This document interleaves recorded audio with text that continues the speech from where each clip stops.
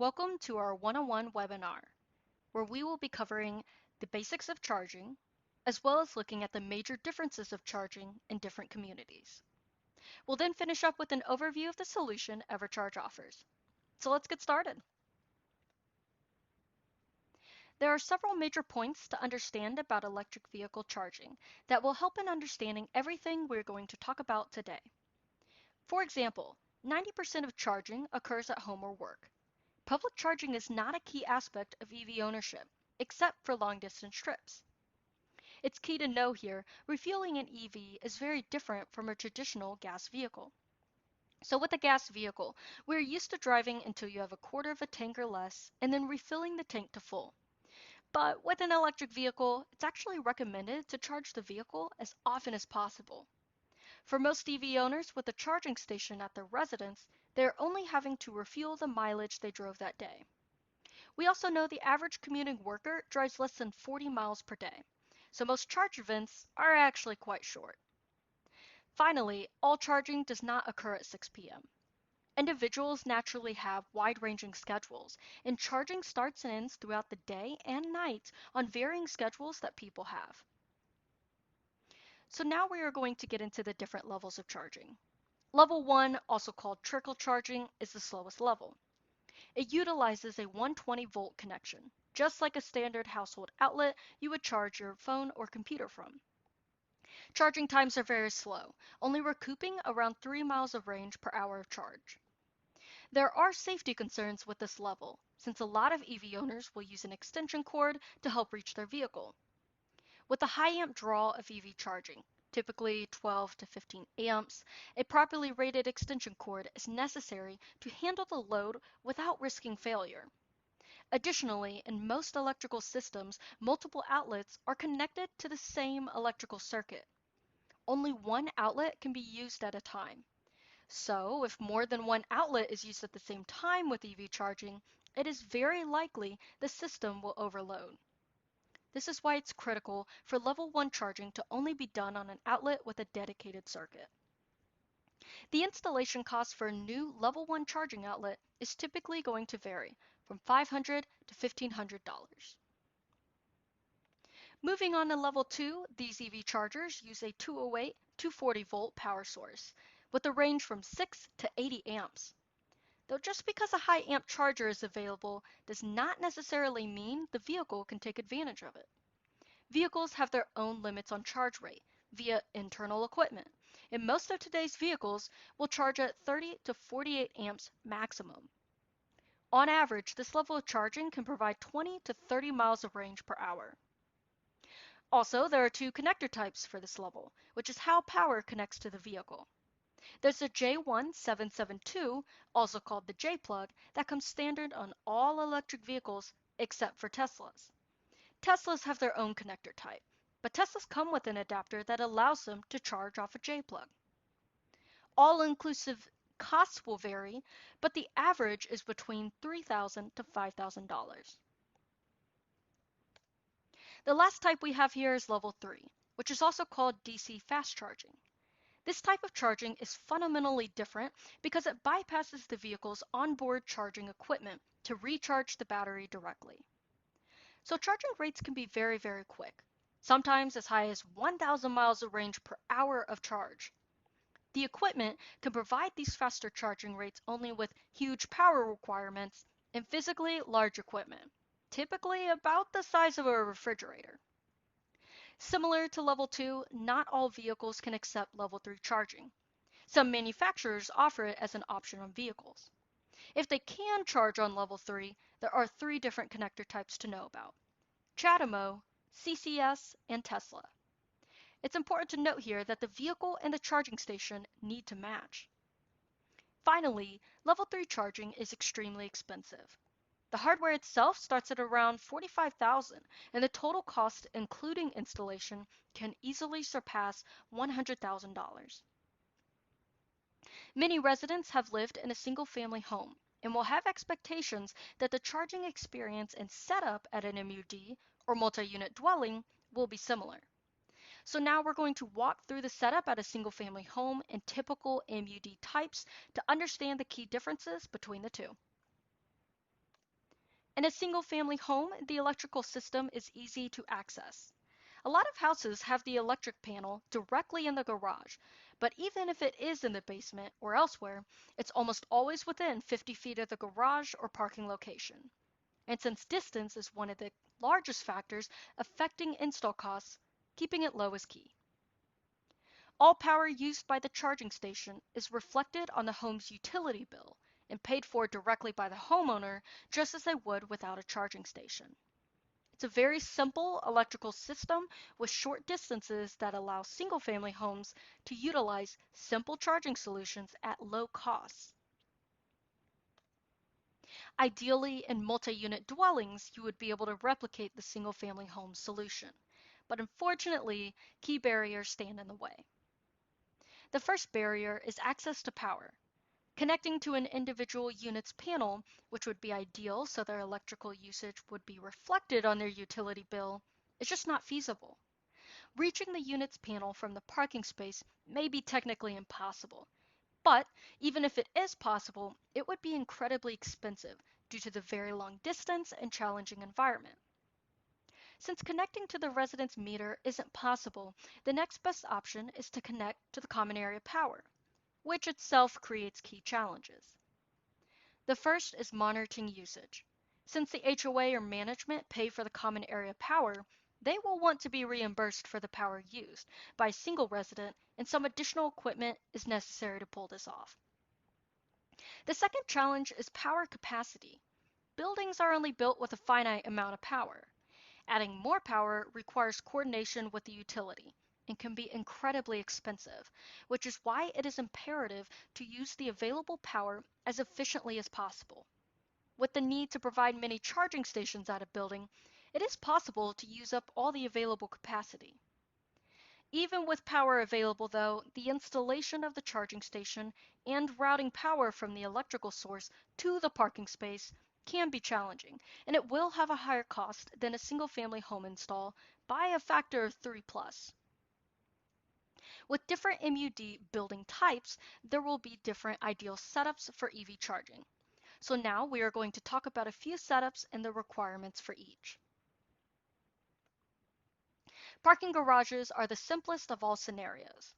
The electric room is easily accessible and conduit can be run along the ceilings. And a majority of spaces will have walls or columns the EV charger can mount to. Distances can be long and may require coring through the floors, but most installs in parking garages will range from $3,000 to $5,000. Also, one more thing to note here, this is the hardest environment to get cell service for connected chargers.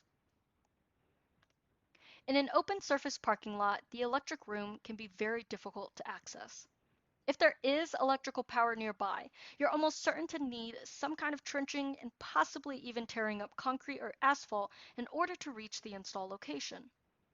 There will also be additional costs for the hardware, since a pedestal will be required to mount to, since there is rarely a wall or column adjacent to a space. Depending on the lot layout and gaps, there may not be a legitimate location to put a charging station. And if there is, average costs range from $15,000 to $20,000. Very similar to an open parking lot, garden-style or carport communities may find it very difficult to access electricity. In many low-rise buildings with a garden-style lot, there may be very little or no common area power available. If there is electrical power nearby, again, you're almost certain to need some kind of trenching and possibly even tearing up concrete or asphalt in order to reach the install location. Available space within the parking area will be a major deciding factor in install location, since you cannot have charging cables crossing sidewalks, and installing the station directly in the parking space may not be allowed either. The average costs range from $15,000 to $20,000. Your charging setup will also depend on how your community handles the parking experience, whether it be unassigned, valet, or dedicated parking. In unassigned parking scenarios, residents do not have a dedicated parking space and may park wherever they find a spot. This setup provides a lot of flexibility on install location, so you can install the charging stations as close to the electric room as possible. Shorter distance equals lower costs.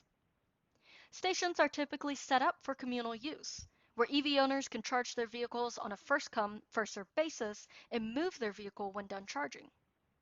This can be a challenging user experience since EV owners aren't always guaranteed access to a charging station.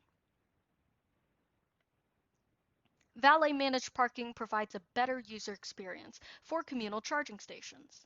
Since valets can move vehicles around as needed, the residents won't be concerned with moving their car or making sure they get a charge. Charging stations are typically installed in a group near the electric room to keep costs down and allow the valets to easily manage the charging vehicles. Individual charging stations are installed directly in the resident's deeded or assigned parking spot. Dedicated charging provides the best user experience for EV owners, since they are always guaranteed access to their charging station and never have to be concerned with whether or not they will be able to charge. In condominiums, the owners often transfer the charging station with the sale of their unit. And in apartments, when an EV owner moves out, management can then reassign the space to a new EV owner. Now that we've covered the basics, we'll be moving on to talking about our unique solution that EverCharge provides. EverCharge is a hardware and service provider with a solution specifically tailored to MUDs. We provide a Level 2 charging station available with either the J-Plug or Tesla connector. We are actually the only charging provider other than Tesla who can offer their stations with Tesla connectors. Our stations contain the technology to monitor charge events so users can be billed directly by EverCharge and the building be reimbursed for the usage. To differentiate between users in communal and valet situations, we include access control, so we know who is using the station and can bill them accordingly. For dedicated users, they will have peace of mind, knowing no one else will be able to use their charging station when they're away. To help tackle power limitations, we have a power management system called SmartPower that will go into more detail in the next slide. Each building will have its own accessible dashboard for additional insight and serves as a great tool for valets. Aside from our hardware and services, we have a team of specialists dedicated to working with HOAs, management, residents, electricians, and other parties to help navigate the process and implement the right solution for each community. EverCharge's Smart Power technology is key to enabling long-term, scalable charging in MUDs. Smart Power allows for the maximization of the building's infrastructure. It does this by utilizing the available electrical capacity and intelligently allocating that power to charging stations when it is needed. Without EverCharge, charging stations have power blocked off for them, even if they aren't using it, severely limiting the number of stations that can be supported. As we discussed earlier, since EV owners charge for only a few hours every day or every few days, it is not critical to have the power blocked off when the station isn't in use. Smart Power allows for the same infrastructure to support up to 10 times as many stations as a non-managed charging station. This will prevent or dramatically extend the amount of time before the building would need to consider electrical infrastructure upgrades, which can cost tens of thousands of dollars. When planned out, we can greatly reduce install costs, as well as by installing multiple charging stations on a single circuit, providing up to 50% savings on individual costs. All of this that we're talking about right now is only possible with Smart Power. We have been incredibly intentional in our system design to ensure it can function properly even in the most challenging environments, like a multi-level garage with lots of concrete and walls. First, all our technology is built into the charging stations. There is no need for cell repeaters, gateways, Ethernet, or Wi-Fi connections, or central computers. The stations communicate with each other over a robust mesh network generated by the stations themselves, and we program the building's electrical infrastructure into the on-site system. This makes the system very resilient and allows for continued functionality even if a single charging station were taken offline or if the entire site were to lose cell connectivity. We want to make sure EV owners can rely on our equipment even in the toughest situations. Our ability to provide remote software updates ensures the stations always have the newest features and bug fixes. Remote access also allows for troubleshooting and, in some cases, remote fixes that will reduce the amount of service visits and downtime should an issue arise. I hope you've learned something new about EV charging that you didn't know already. If you're interested in learning more, feel free to visit our website at evercharge.net.